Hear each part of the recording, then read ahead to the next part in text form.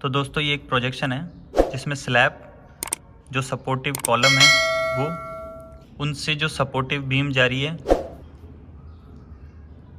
1 number column, 2 number column, 3 number column, 4 number column, इन चारों कॉलमों के बीच में जो सपोर्टिव बीम जाएगी और उस बीम पर स्लैब टिकती है।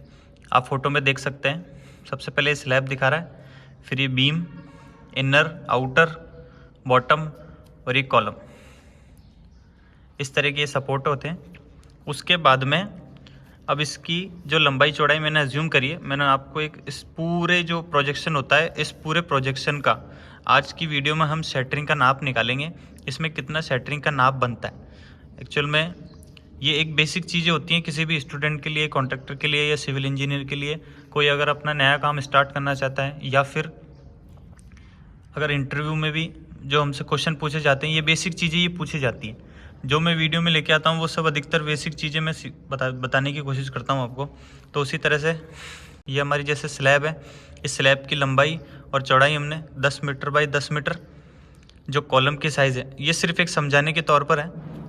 300 mm by 300 mm into 3 metre की हाइट, मतलब लंबाई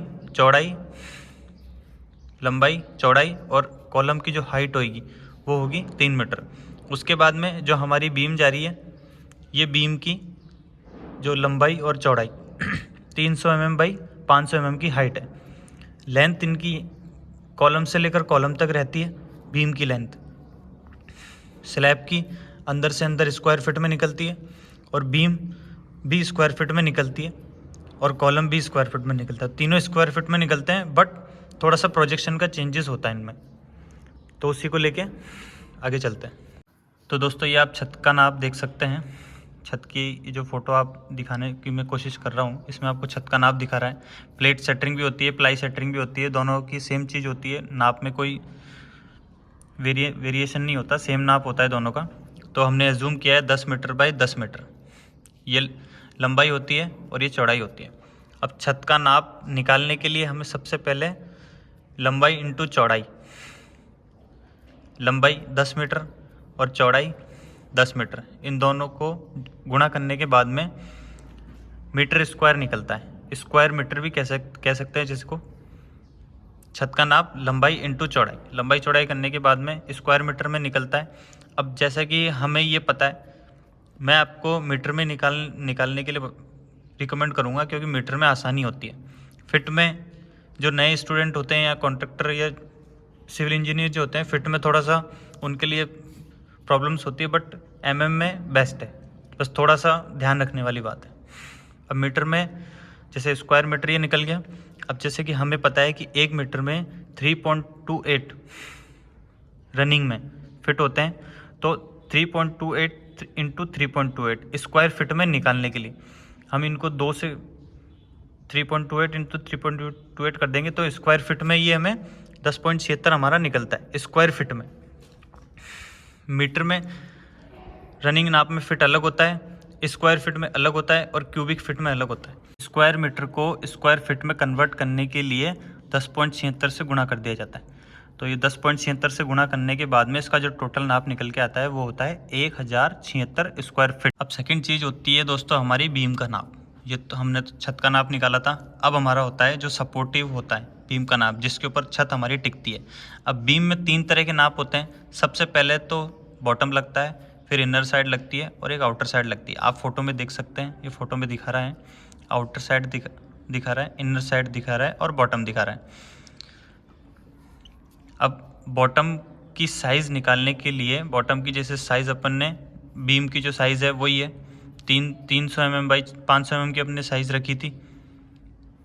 अब आप जैसा कि हमको पता है कि 1 मीटर में 1000 mm होते हैं, तो इसको 300 है, तो 300 को मीटर में कन्वर्ट करने के लिए अपन 1000 का भाग लगा देंगे उसमें, तो 0.300 mm निकल के आ जाएगा, मतलब ये मीटर में निकल जाता है।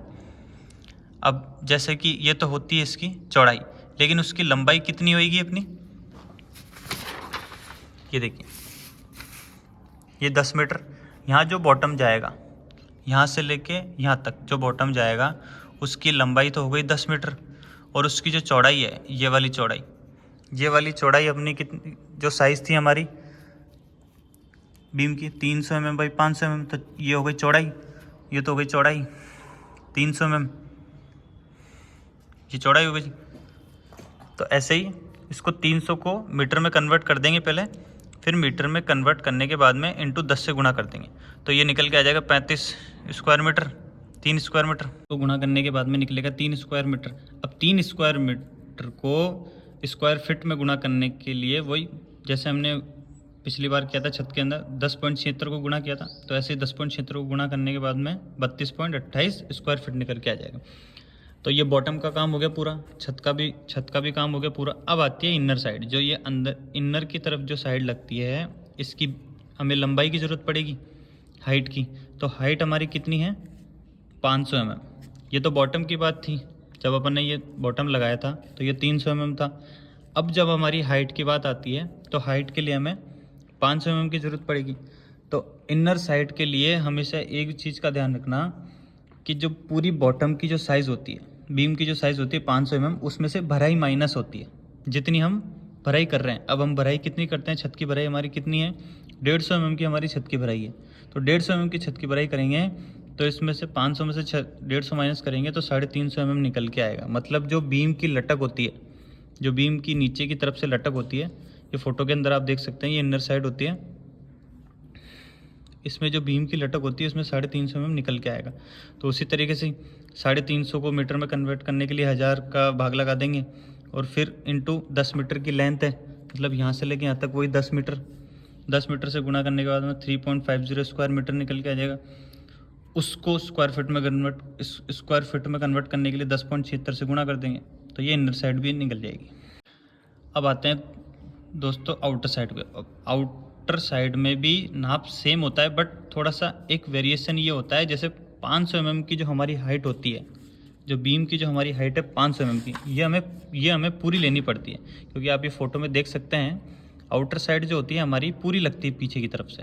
तो उसी तरीके से इसलिए हमें ये फुल हाइट पर लेनी पड़ती है। तो उसी तरीके से 500 में मीटर में कन्वर्ट करने के लिए 1000 का भाग लगा देंगे, इंटू 10 मीटर की लेंथ होती है पूरी, यहाँ से लेके यहाँ तक की पूरी 10 मीटर की लेंथ।